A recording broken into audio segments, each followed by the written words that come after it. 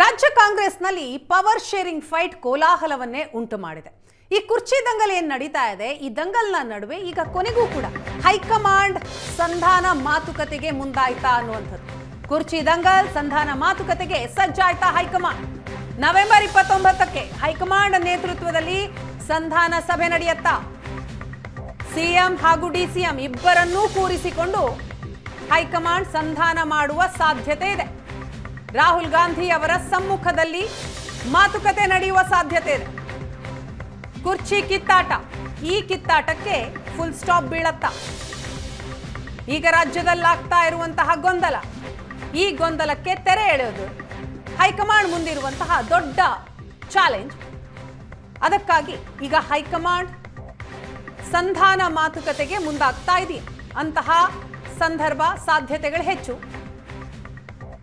ಈ ನಿಟ್ಟಿನಲ್ಲಿ ಹೈಕಮಾಂಡ್ ಸಿದ್ಧತೆಯನ್ನ ಮಾಡಿಕೊಳ್ತಾ ಇದೆ. ಎಲ್ಲವನ್ನೂ ಹೈಕಮಾಂಡೇ ನೋಡಿಕೊಳ್ಳುತ್ತೆ ಅಂತ ಎಐಸಿಸಿ ಅಧ್ಯಕ್ಷ ಮಲ್ಲಿಕಾರ್ಜುನ ಖರ್ಗೆ ಅವರು ರಾಜ್ಯದಲ್ಲಿದ್ದಂತಹ ಸಂದರ್ಭದಲ್ಲಿ, ಅಂದರೆ ಮೊನ್ನೆ ಅಷ್ಟೇ ಸ್ಟೇಟ್ಮೆಂಟ್ ಅನ್ನ ಕೊಟ್ಟಿದ್ರು.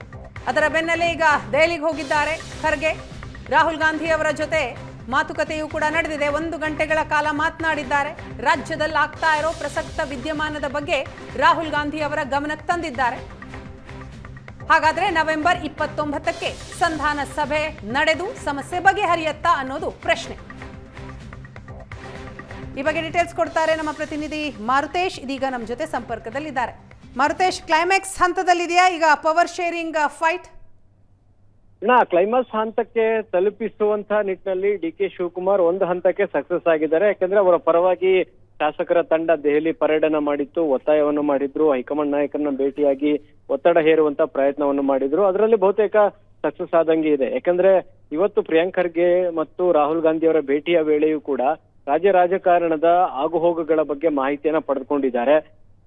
ಇಬ್ಬರ ಪಾಸಿಟಿವ್ ಏನು, ನೆಗೆಟಿವ್ ಏನು ಮತ್ತು ಯಾವ ನಿರ್ಧಾರ ತೆಗೆದುಕೊಂಡ್ರೆ ಏನ್ ಪರಿಣಾಮ ಆಗೋದ್ರ ಬಗ್ಗೆ ಎಲ್ಲ ಕೂಲಂಕುಷವಾಗಿ ಚರ್ಚಿಸಿದ್ದಾರೆ. ಹೀಗಾಗಿ ಈಗ ಚರ್ಚೆ ನಡೆಸಬೇಕಾಗಿರ್ತಕ್ಕಂಥದ್ದು ಸಿಎಂ ಮತ್ತು ಡಿಸಿಎಂ ಕರೆದು ಡಿ.ಕೆ. ಶಿವಕುಮಾರ್ ಹೇಳ್ತಾ ಇರೋದು ಅದೇ, ಆ ಸರ್ಕಾರ ರಚನೆ ಆಗುವಂತ ಸಂದರ್ಭದಲ್ಲಿ ಏನ್ ಮಾತು ಕೊಟ್ಟಿದ್ರು ಆ ಮಾತಿನ ಪ್ರಕಾರ ನಡೆದುಕೊಳ್ಳಿ ಅಂತ. ಮತ್ತು ಆ ಮಾತುಕತೆ ಆದಾಗ ಯಾರ್ಯಾರಿದ್ರು ಅವರೆಲ್ಲರೂ ಕೂಡ ಮತ್ತೊಮ್ಮೆ ನಡೆಯುವಂತ ಸಭೆಯಲ್ಲಿ ಇರಬೇಕು ಅನ್ನೋದು. ಹಾಗಾಗಿ ಆ ಸಭೆಗೆ ಈಗ ನವೆಂಬರ್ 29ಕ್ಕೆ ಆ ಸಭೆ ನಡೀಬಹುದು ಅನ್ನುವಂತಹ ಚರ್ಚೆಗಳಿದಾವೆ. ಯಾಕಂದ್ರೆ ಡಿಸೆಂಬರ್ 1ನೇ ತಾರೀಕಿನಿಂದ ಸಂಸತ್ ಅಧಿವೇಶನ ಶುರುವಾಗುತ್ತೆ. ಅಧಿವೇಶನ ಶುರುವಾದ್ರೆ ಈತ ಸಭೆಗಳು ಈ ತರದ ಯಾವ್ದಕ್ಕೂ ಕೂಡ ರಾಹುಲ್ ಗಾಂಧಿ ಮುಂದಾಗಲ್ಲ. ಅಧಿವೇಶನದಲ್ಲಿ ಹೇಗೆ ಹೋರಾಟ ಮಾಡಬೇಕು ಅನ್ನೋದ್ರ ಬಗ್ಗೆ ಚರ್ಚೆ ನಡೆಸ್ತಾರೆ. ಆ ಕಾರಣಕ್ಕಾಗಿ ಅದಕ್ಕಿಂತ ಮುಂಚಿತವಾಗಿ ಒಂದು ಸಭೆ ನಡೆಯುತ್ತೆ ಅನ್ನುವಂತ ಮಾಹಿತಿ ಇದೆ. ಅದು ನವೆಂಬರ್ 29 ಅನ್ನುವಂತಹ ಒಂದು ಟೆಂಟೇಟಿವ್ ಡೇಟ್ ಅನ್ನ ಹೇಳ್ತಾರೆ. ಇದು ಮುಂದಕ್ಕೂ ಹೋಗ್ಬೋದು ಅಥವಾ ಅದು ಇನ್ನೂ ಅರ್ಲಿ ಆಗಬಹುದಾದಂತಹ ಸಾಧ್ಯತೆಗಳನ್ನು ಕೂಡ ನಾವು ತಳ್ಳಿ ಹಾಕುವಂತಿಲ್ಲ. ಆದ್ರೆ ಒಂದಂತೂ ಮಾತುಕತೆಗೆ ಸ್ಪಷ್ಟವಾಗಿ ಹೈಕಮಾಂಡ್ ತೀರ್ಮಾನವನ್ನ ತೆಗೆದುಕೊಂಡಿದೆ. ಯಾಕಂದ್ರೆ ಇದು ಹೀಗೆ ಮುಂದುವರಿಯೋದಕ್ಕೆ ಬಿಟ್ರೆ ನಿಶ್ಚಿತವಾಗಿಯೂ ಕಾಂಗ್ರೆಸ್ಗೆ ದಿನದಿಂದ ದಿನಕ್ಕೆ ಪಕ್ಷಕ್ಕೂ ಡ್ಯಾಮೇಜ್ ಆಗುತ್ತೆ, ಕಾರ್ಯಕರ್ತರಲ್ಲೂ ಗೊಂದಲ ಆಗುತ್ತೆ ಮತ್ತು ಜನಕ್ಕೂ ಕೂಡ ಈ ಸರ್ಕಾರದ ಮೇಲಿರ್ತಕ್ಕಂಥ ವಿಶ್ವಾಸವೂ ಕೂಡ ಕಳೆದುಕೊಳ್ತಾರೆ. ಇದು ಮುಂದಿನ ದಿನಗಳಲ್ಲಿ ಪರಿಣಾಮ ಬೀರುತ್ತೆ, ಪಕ್ಷಕ್ಕೂ ದೊಡ್ಡ ಮಟ್ಟದ ಹಾನಿಯಾಗುತ್ತೆ ಅನ್ನುವಂಥದ್ದು ಹೈಕಮಾಂಡ್ಗೂ ಕೂಡ ಗೊತ್ತಿದೆ. ಹಾಗಾಗಿ ಈ ಸಂಧಾನ ಸಭೆಯ ಸಂದರ್ಭದಲ್ಲಿಯೇ ಇದು ಇತ್ಯರ್ಥ ಆಗುತ್ತೋ ಅಥವಾ ಇನ್ನೂ 1-2 ಸಭೆಗಳನ್ನ ಮಾಡ್ತಾರೋ ಇದರ ಬಗ್ಗೆ ಇನ್ನೂ ಕ್ಲಾರಿಟಿ ಸಿಗ್ತಾ ಇಲ್ಲ. ಆದ್ರೆ ಒಂದಂತೂ ಸ್ಪಷ್ಟ, ಸಿಎಂ ಬದಲಾವಣೆ ವಿಚಾರಕ್ಕೆ ಸಂಬಂಧಪಟ್ಟ ಹಾಗೆ ಹೈಕಮಾಂಡ್ ಸಭೆ ಕರೆಯುವಂತ ತಯಾರಿಯನ್ನ ಮಾಡಿರೋದು ಮತ್ತು ಅದಕ್ಕಾಗಿ ಒಂದು ಟೆಂಟೇಟಿವ್ ಡೇಟ್ ಅನ್ನು ಹೇಳ್ತಿರೋದನ್ನ ನೋಡಿದ್ರೆ ನಿಶ್ಚಿತವಾಗಿಯೂ ಹೈಕಮಾಂಡ್ ನಾಯಕತ್ವ ಬದಲಾವಣೆ ವಿಚಾರದಲ್ಲಿ ಸೀರಿಯಸ್ ಇದೆ. ಇದನ್ನ ಮುಂದುವರಿಯೋದಕ್ಕೆ ಬಿಡುವುದು ಬೇಡ ಅನ್ನುವಂತ ನಿರ್ಧಾರದಲ್ಲಿ ಇದ್ದಂಗೆ ಕಾಣಿಸ್ತಾ ಇದೆ.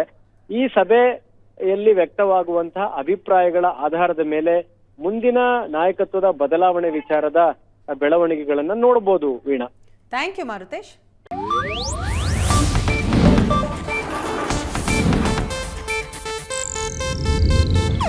ಇದು ಏಷ್ಯಾನೆಟ್ ನ್ಯೂಸ್ ನೆಟ್ವರ್ಕ್ ಪ್ರಸ್ತುತಿ.